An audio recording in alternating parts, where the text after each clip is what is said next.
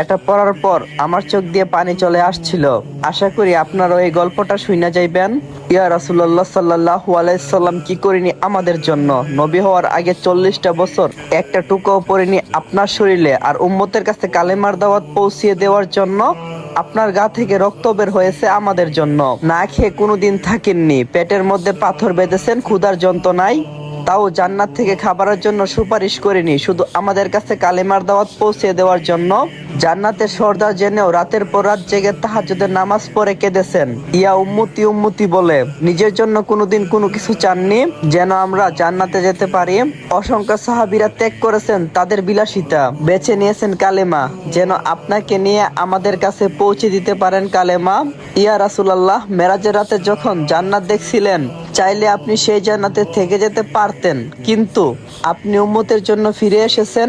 জাহান্নাম দেখার পর বারবার উম্মতের কথা ভেবে চোখ দিয়ে পানি ফেলছেন। ইয়া রাসূলুল্লাহ সাল্লাল্লাহু আলাইহি ওয়াসাল্লাম, যেদিন আজরাইল আলাইহিস সালাম এসেছিলেন জান কবজ করতে, আপনার কাছে অনুমতি চেয়েছেন। আপনি বলছেন, ভাই আজরাইল, আমি চলে যাওয়ার পর আমার উম্মতের কি হবে? ইয়া রাসূলুল্লাহ, সেদিনও আপনি আপনার কথা ভাবেননি, শুধু ভাবছেন গুনাহগার উম্মতের কথা। আপনি মৃত্যুর যন্ত্রণায় বলছিলেন, হে আজরাইল, আমার বুকের উপর কি যেন পাহাড় রাখলে এত কষ্ট কেন হচ্ছে? আজরাইল আলাইহিস সালাম কষ্টে মুখটা অন্যদিকে ফিরিয়ে বলছিলেন, ইয়া রাসূলুল্লাহ, শুধু আমার হাতটা রেখেছি। জবাবে আপনি বলছিলেন, শুধু হাত? এটা রাখতে এরকম যন্ত্রণা? জিবরাইল, যত কষ্ট দেওয়ার আমাকে দাও, আমার উম্মতকে কোনো কষ্ট দিও না। শুধু এই দুনিয়াতে না, কিয়ামতের দিন যখন সকল মানুষ ছুটাছুটি করবে এক নবীর কাছে থেকে কোনো আশ্বাস না পেয়ে অন্য সব নবীদের কাছে গিয়ে বলবেন, ইয়া নাফসি ইয়া নাফসি, একমাত্র আপনিই বলবেন, ইয়া উম্মতি ইয়া উম্মতি ইয়া উম্মতি।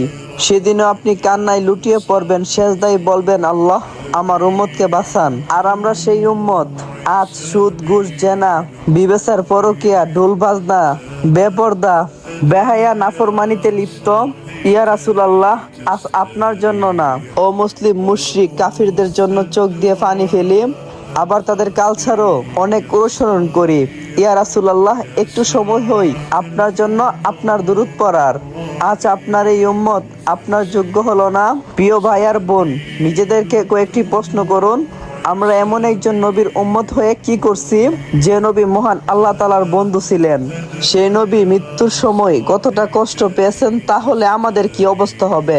আমরা কি কিয়ামতের দিন নবী হযরত মুহাম্মদ সাল্লাল্লাহু আলাইহি সাল্লামের সুপারিশ পাওয়ার যোগ্য হব? ভাবুন তো, আল্লাহ তাআলা যদি একটাবার আমাদের দিক থেকে মুখটা ফিরিয়ে নেন, তাহলে আমাদের অবস্থা কি হবে? আপনাদের কাছে অনুরোধ রইল, ভিডিওটা কয়েকজনের মাঝে শেয়ার করে অন্যদেরকে শোনার সুযোগ করে দেন। আপনার শেয়ারের মাধ্যমে কেউ একটু হলেও আমাদের প্রাণপ্রিয় নবীর জন্য কাঁদতে পারবেন। কার কার কান্না চলে এসেছে অবশ্যই কমেন্ট বক্সে জানাবেন।